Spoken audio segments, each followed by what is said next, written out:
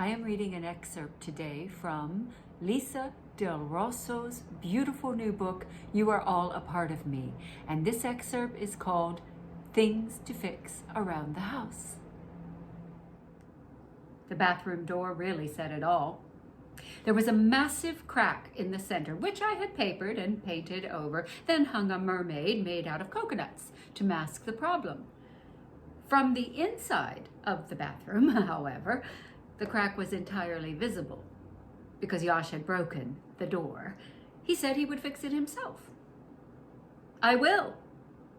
Okay, I said. Weeks went by. Are you going to fix that door? Yes. When? Time's a-wastin'. I know, said Yash. Months flew by. When? I yelled. I know, Yash yelled back. A year went by, and I wrote on the back of the door, Yash broke this door and promised to fix it a year ago.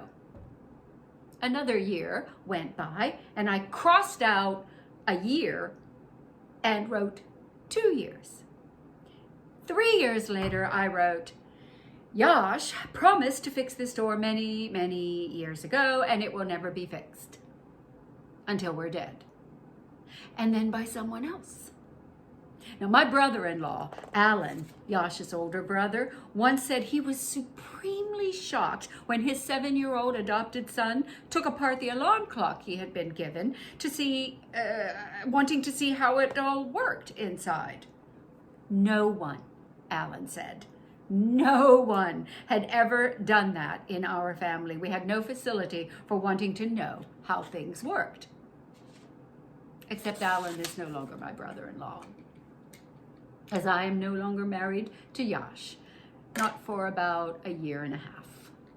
I mean, Yash had no idea what a marriage entailed, nor had any interest in fixing what was wrong. Some of our friends and family know our situation, but not all. No one at Yash's job knows, and since he still wears his wedding ring, there's no reason to tell. I still call him husband, and he still calls me wife. We are each other's in case of emergency.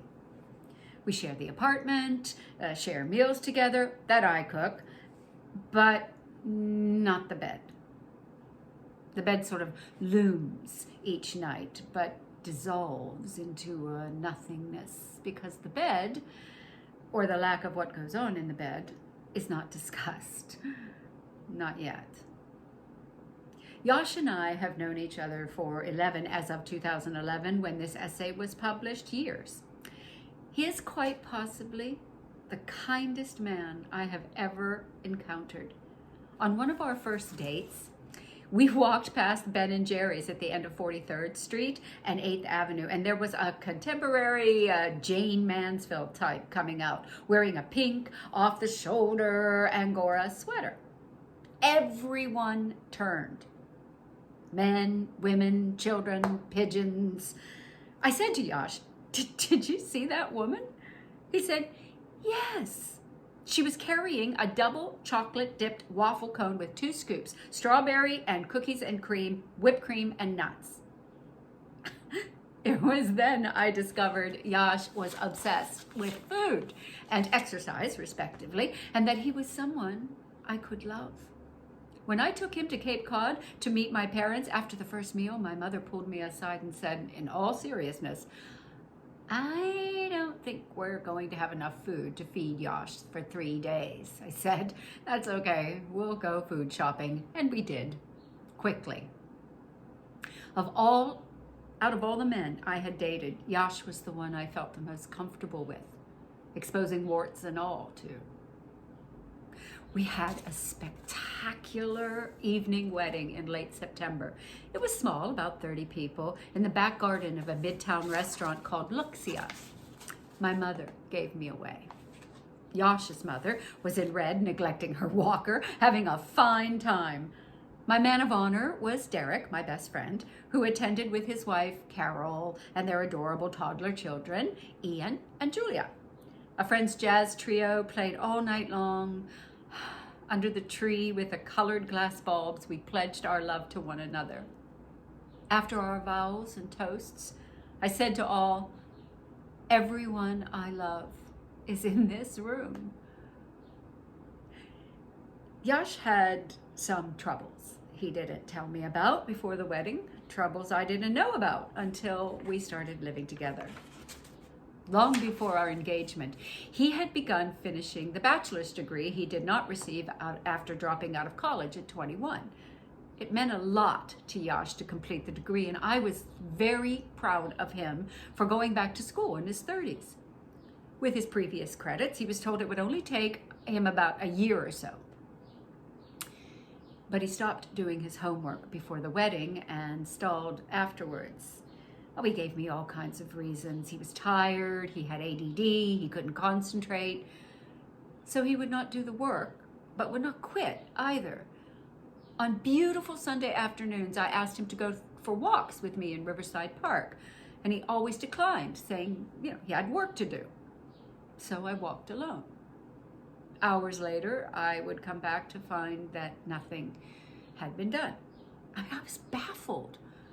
I tried pleading, cajoling, praising, shouting, doing anything to get him to do his homework and get on with his life. This escalated into screaming fights, standing in front of his computer. To me, it felt like a mother and son dynamic, not a wife and husband dynamic. At one point, I said to him, "What do you want from me?" Yash said, "Well, after we got married, I expected you to help me more." "How?" I asked. "What more can I do?"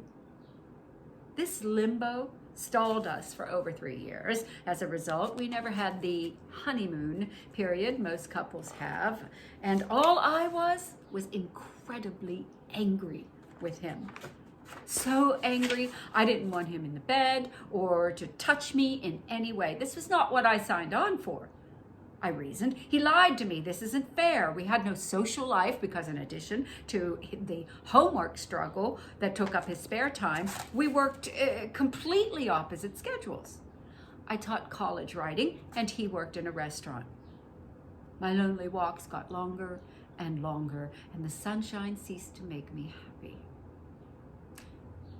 So I began having affairs to make myself feel better. Each one, long or short, was disastrous in its own way. If not to me, then to the other men I chose to involve. The situation between Yash and me did not get any better, though I hoped it would. We tried counseling 3 or 4 times to fix our troubles, but nothing helped. One dubbed us the irresistible force meets the immovable object. The last of the counselors, a wonderful man, said, "You know, Lisa, Yash is a man who won't budge until he is standing on a cliff with his heels on the edge and the ground is crumbling under his feet." Despondent, I moved out. Yash still called me every night, and I let him, even though I was seeing someone else at the time. I took off my wedding rings, but Yash still came to visit, anxious and depressed. We slept together. He loved me, he said, and promised things would be different. Months later, I moved back. After waiting for what seemed an interminable length of time for anything to change, I filed for divorce. Joan Didion wrote in The Year of Magical Thinking, and I paraphrase, that marriage isn't just about love. It's about time and memory and a past that you both share. I was there for both of Yash's parents' death. I read the eulogy at his mother's service. I said goodbye to her, shrouded in white in her casket, and tossed a handful of earth into her grave. I sat Shiva with the family and cooked and served because no one else could touch anything. My sister-in-law, Abby, said jokingly, "You could rent yourself out for a lot of money, Lisa. You're good at this." Yash has met my now estranged father, whom I will never see again. 2 cats have been put down and a 3rd is on the way. There have been countless Christmas Eve feasts, menorahs lit, birthday carousel rides in Central Park, trips to Europe, the West Coast, and summer holidays on the Cape. The day I got my divorce decree, I cried. Called my mother, who was alarmed, as I do not cry, as a rule, and she talked me down off the ledge of personal and profound failure, and I hung up, took a big breath, and then a funny thing happened. All of my anger, all of my rage at Yash just disappeared, vanished. It was like a stone rolled away from my heart, gone. Did getting divorced fix my marriage? Somewhat, not totally. There are things we have not dealt with yet. I did tell Yash about the affairs, and he has forgiven me, he says, until he really thinks about it. Since the telling, other men hold no allure for me. It's like a spell was broken. As for Yash, he finished his degree. His troubles are getting smaller, and he works on them every day. He sees a specialist for ADD, so the onus is off of me. He is more considerate and never says no to a walk with me. The divorce for him has meant that he no longer takes me for granted.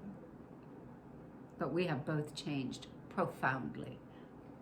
I think there are no more expectations because the word wife and husband no longer intrinsically carry any. We're kinder, more accepting of each other, more forgiving. We're not married any longer, but we choose to be together still. He is the person I want to come home to, tell my stories to, share my life with. And some of our friends and family think our situation is very odd. My sister said, getting divorced to get rid of your anger is a little extreme, isn't it? But I didn't know, could not have known that this would be the case. I thought that little piece of paper, freedom, would propel me out, ready to begin a new life.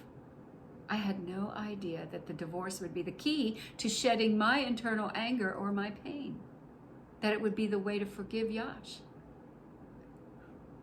Last week, something broke in the apartment, and the conversation went like this.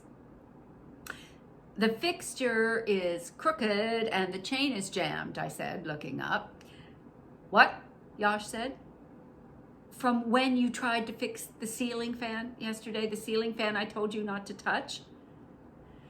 Yash groaned, shook his head, and laughed.